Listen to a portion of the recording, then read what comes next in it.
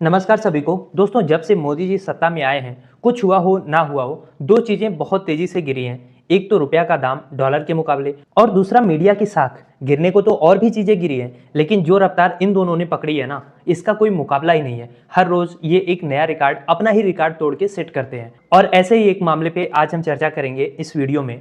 दरअसल लखनऊ के कोर्ट ने एएनआई एडिटर स्मिता प्रकाश के खिलाफ फर्जी चुनाव आयोग वाली न्यूज पर केस दर्ज करने का आदेश दिया है। याचिका दायर की गई पूर्व आईपीएस अधिकारी अमिताभ ठाकुर द्वारा।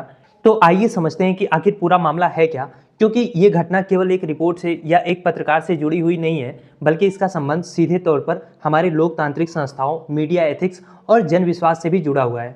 तो सबसे पहले हम खबर को समझ लेते हैं। खबर ये है कि लखनऊ की एक अदालत ने एएनआई की एडिटर स्मिता प्रकाश के खिलाफ कंप्लेंट केस रजिस्टर करने का आदेश दिया है। मामला है फर्जी समाचार और गलत रिपोर्टिंग का, और ये फर्जी खबर किसी साधारण घटना से नहीं, बल्कि खुद चुनाव आयोग यानी कि इलेक्शन कमीशन ऑफ इंडिया, जो कि एक संवैधानिक संस्था है, उससे जुड़ी हुई है।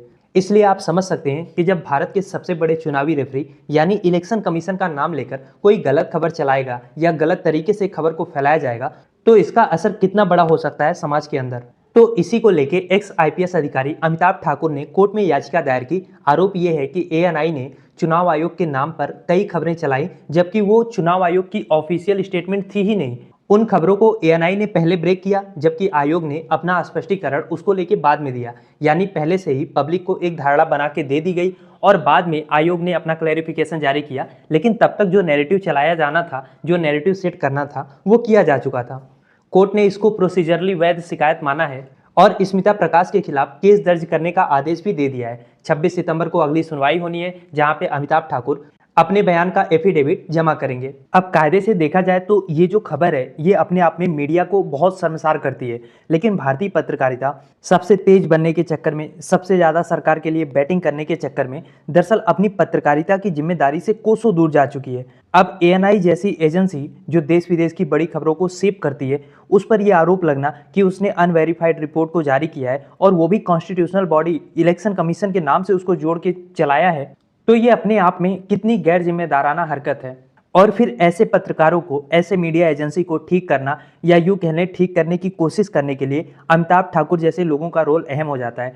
अमिताभ ठाकुर, जिनको जबरिया रिटायर्ड आईपीएस के नाम से भी जाना जाता है, ये कई बार सत्ता के खिलाफ कानूनी लड़ाई लड़ते नजर आ चुके हैं। उनका कहना है कि मामला सिर्फ फर्जी खबर का नहीं है, बल्कि संविधान और लोकतंत्र की जड़ों को कमजोर करने वाला अपराध है ये। अब आप खुद सोच के देखो, एक तो बेचारा हमारा इलेक्शन कमीशन और मुख्य चुनाव आयुक्त ऐसे भी कितने सवालों के घेरे में हैं। उनकी कार्यशैली पर जाने कितने सवाल उठ चुके हैं। वोट चोरी का मामला चल ही रहा है। अब उसी कमीशन की आवाज को अगर मैनिपुलेट करके किसी एजेंसी के जरिए सोर्सेस का हवाला देके या ईसीआई टोल्ड एएनआई कह के फैला दिया जाए, तो इससे जनता के मन में चुनाव आयोग की क्रेडिबिलिटी पे और ज्यादा सवाल उठेगा। और एएनआई कोई आज की छोटी मोटी संस्था थोड़ी है, भारत की सबसे पुरानी वायर एजेंसियों में से एक है। हाँ, ये अलग बात है कि आजकल सत्ता की बैटिंग करने में ये सबसे आगे है। सरकार हितैषी नैरेटिव फैलाने में ये नंबर 1 है।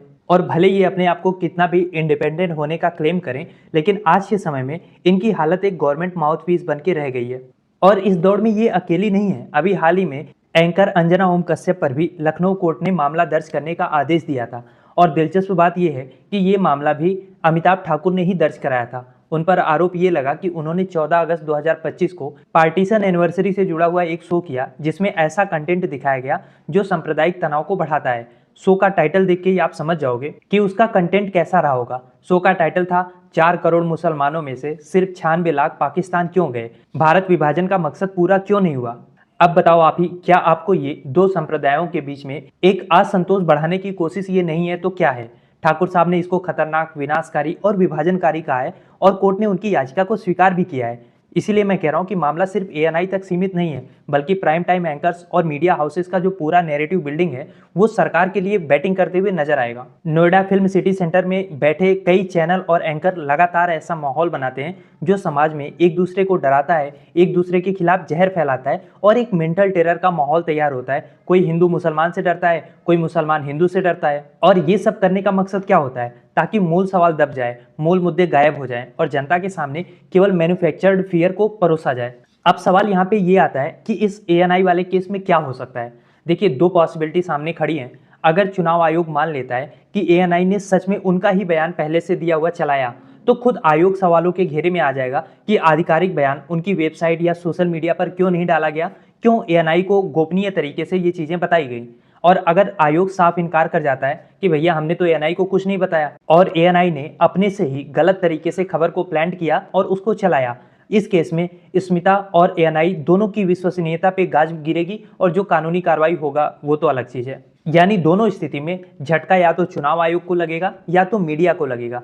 और आयरनी ये है कि दोनों ही लोकतंत्र के दो अलग अलग स्तंभ हैं। अब यहाँ पे दिक्कत ये आती है कि आप मेन स्ट्रीम मीडिया को, जो मेन स्ट्रीम न्यूज एजेंसी है, इनको हल्के में ले नहीं सकते। इनका प्रभाव आम जनता पे बहुत रहता है। हर उस घर में जहाँ टीवी है इनकी पहुंच होती है, इसीलिए लोगों का नैरेटिव सेव करने में इनकी भूमिका बढ़ जाती है। हाँ, ये अलग बात है कि 10 से 11 सालों में इन्होंने इतना झूठ बोलना, इतना फेक न्यूज फैलाना, मतलब इतनी अति कर दी थी कि काफी हद तक जनता के बीच में अब मेन स्ट्रीम मीडिया के प्रति जो विश्वसनीयता थी वो कम हुई है।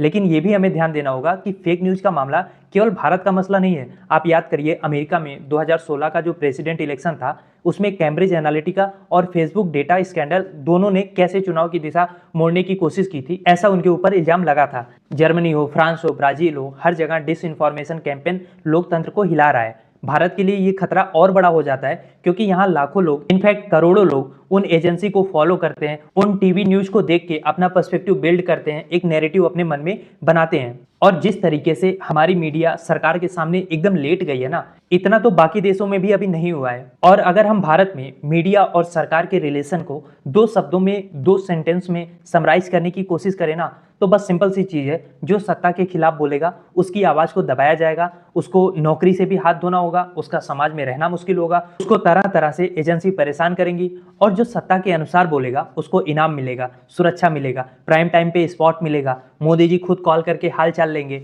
और हमारी मेन स्ट्रीम मीडिया ने ये दूसरा वाला विकल्प ज्यादातर 95% लोगों ने चुन लिया है। लेकिन हद तब हो जाती है, मतलब अब एएनआई जैसी संस्था इलेक्शन कमीशन के नाम पे झूठी खबर चला रही है। ये तो वही बात हो गई ना कि जो कमेंटेटर है अगर वही चिल्लाने लगे कि अंपायर ने आउट दे दिया, अंपायर ने आउट दे दिया, जबकि अंपायर ने कोई डिसीजन दिया ही नहीं है, तो पब्लिक में जो लोग बैठे हैं या टीवी पे चिपक के जो क्रिकेट को देख रहे हैं उनके मन में तो यही बात आएगी कि हाँ, अंपायर ने आउट दिया होगा। ठीक यही काम किया है एएनआई ने। एएनआई ने चुनाव आयोग की तरफ से पहले ही बोल दिया, जबकि आयोग ने बहुत देर बाद अपना ऑफिशियल स्टेटमेंट जारी किया। और आपको हमको ये समझना होगा कि आखिर ये सब हो क्यों रहा है। आज मीडिया हाउसेस में रिपोर्टिंग से ज्यादा नैरेटिव बिल्डिंग किया जाता है। एंकर के फैक्ट, उसकी नॉलेज, उसकी सब्जेक्ट पे पकड़, इससे ज्यादा उसकी बॉडी लैंग्वेज, आवाज, टैग लाइन, कैप्शन, ये सब नैरेटिव बना के इसकी पैकेजिंग करके बेचा जाता है। और यही कारण है कि कोर्ट की ये जो कार्रवाई है ये सिर्फ व्यक्तिगत नहीं है, केवल एएनआई और स्मिता जी की बात नहीं है, बल्कि ये हालत पूरी मीडिया इंडस्ट्री की हुई है। अब मेरा सवाल आपसे है, आपको क्या लगता है, आपकी अपनी राय क्या है? क्या आपको लगता है कि आज का जो हमारा मीडिया है वो लोकतंत्र की ताकत है या राजनीति में सत्ता पक्ष का प्रोपोगेंडा टूल है? क्या सोचते हैं आप इस बारे में? लिखिए अपनी राय कमेंट बॉक्स में।